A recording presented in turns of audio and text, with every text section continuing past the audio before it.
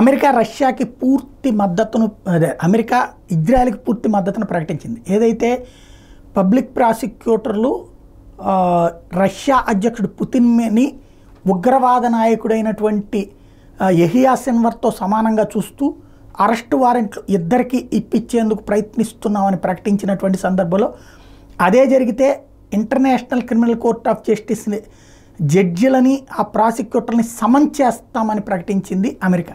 తద్వారా ఇజ్రాయెల్కి బహిరంగ మద్దతు ప్రకటించింది. దాంతో రష్యా తీవ్ర ఆగ్రహం తొలగింది. అదెక్కడి ధోరణి అంటూ నిలదీసింది. అమెరికా వైఖరిని తప్పుబట్టింది. జో బైడెన్ తాజాగా చేసినటువంటి ప్రకటనని తీవ్రంగా తప్పుబట్టింది.